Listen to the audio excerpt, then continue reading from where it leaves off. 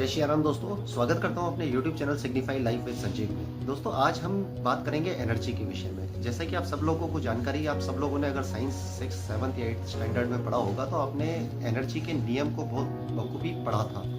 लेकिन हमने उस समय उस एनर्जी के नियम को पढ़ा तो था, लेकिन सिर्फ वो एग्जाम क्लियर करने के लिए। एनर्जी का जो नियम है वो कांस्टेंट है। आज मैं आपके सामने जो चीज़ शेयर करना चाहता हूँ वो बहुत ही इंपॉर्टेंट रोल प्ले करती है आपकी ज़िंदगी में रिजल्ट प्रोड्यूस करने के लिए।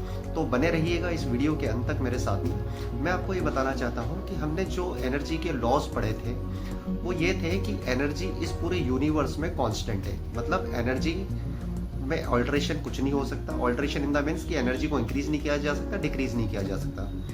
दूसरा नियम हमने ये पढ़ा था कि energy can not be created और energy can not be destructed. मतलब एनर्जी को नष्ट नहीं किया जा सकता और एनर्जी को क्रिएट भी नहीं किया जा सकता। तीसरा नियम ये हमने देखा था कि एनर्जी को सिर्फ हम ट्रांसफॉर्म कर सकते हैं, मतलब एक फॉर्म से दूसरे फॉर्म में ट्रांसफॉर्म कर सकते हैं। तो ये 3 नियम। अब पूरे यूनिवर्स में एनर्जी कांस्टेंट है। हमें अगर कोई गोल अचीव करना है तो अगर हमारा गोल यहाँ पे है और हम यहाँ पे हैं तो एनर्जी गोल में भी एनर्जी है, हम में भी एनर्जी है। तो आपने एक नियम और पढ़ा था एनर्जी के विषय में जिसमें ये बोलते कि एनर्जी सेम फ्रीक्वेंसी या सेम एनर्जी लेवल को या पैरेलल एनर्जी को अट्रैक्ट करती है। तो अगर गोल को अचीव करना है और आप यहाँ पे हैं तो आपको सबसे पहले यहाँ पे आना पड़ेगा, तभी आप इस गोल को अट्रैक्ट कर सकते हैं। तो बात समझ में आ गई कि हमें लेवल इंक्रीज करना पड़ेगा अपनी एग्जिस्टेंस का, वाइब्रेशन का, इवोल्यूशन का, जिससे हम उस गोल को अचीव कर सकें। अब ये होगा कैसे? ये होगा तो इसके पीछे आप इस चीज को ऐसा समझ सकते हैं कि हमारी जिंदगी में हम एक कार है मान लो और उसके 4 टायर हैं। 4 टायर, पहला टायर है फीलिंग्स, दूसरा है थॉट, तीसरा है बिलीफ और चौथा है एक्शन। हमारी फीलिंग्स कहीं और जा रही है, थॉट कहीं और जा रहे हैं, बिलीफ कुछ और है, तो एक्शन हमारे अलाइन होंगे ही नहीं गोल के अकॉर्डिंगली।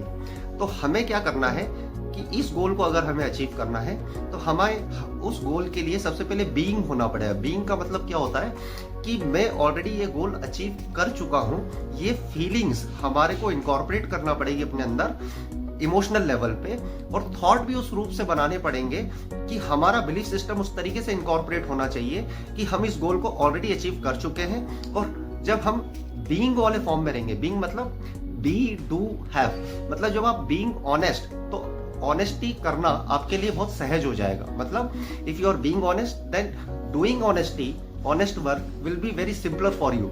उसी प्रकार जब हम बीइंग वाली फॉर्म में आ जाएंगे तो डूइंग इजीली हो जाएगी और एक्शन भी स्पॉन्टेनियसली होंगे, तो हम उस गोल को इजीली अचीव कर सकते हैं।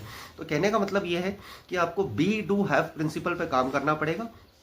फीलिंग्स, थॉट, बिलीफ और एक्शन, ये चारों टायर को अपने गोल के अकॉर्डिंगली इनकॉर्पोरेट करना पड़ेगा, जिससे आप गोल को बहुत आसानी से अट्रैक्ट कर सकते हो। तो ये एक शॉर्ट वीडियो मैंने आपके सामने बनाया था लॉ ऑफ अट्रैक्शन को लेके कि आप अपनी फीलिंग्स, थॉट, बिलीफ और एक्शन को कैसे अलाइन कर सकते हैं गोल को अचीव करने के लिए। एनर्जी, हम सब एनर्जी हैं और एनर्जी, इक्वल एनर्जी को, सेम फ्रीक्वेंसी की एनर्जी को ही अट्रैक्ट कर सकती है। अगर आपका नंबर में लास्ट में 3 आता है और उसकी जगह मैं लास्ट में 3 और 4 लगा दूं तो मैं आपको अट्रैक्ट या आपसे बात कर ही नहीं सकता, कम्युनिकेशन हो ही नहीं सकता। तो हमारे यहाँ से यूनिवर्स कनेक्टेड है। तो यूनिवर्स में हमारे थॉट, हमारी फीलिंग्स और हमारे इमोशंस जाते हैं, उसके अकॉर्डिंगली यूनिवर्स हमें चीजें प्रोवाइड कराता है। हम कॉन्शियसली या अनकॉन्शियसली हम यूनिवर्स के सानिध्य में हैं। हम जैसा सोचेंगे, जैसा भरोसा करेंगे, जैसे एक्शन करेंगे, ऐसी चीजों को हम अट्रैक्ट कर सकते हैं। और हम में ईश्वर वास करता है, इसलिए हमारे लिए हर चीज संभव है। तो अगर आपको ये वीडियो पसंद आया तो आप शेयर कर सकते हैं, सब्सक्राइब कर सकते हैं मेरे चैनल को। चैनल का नाम है signify life with Sanjeev. Thank you.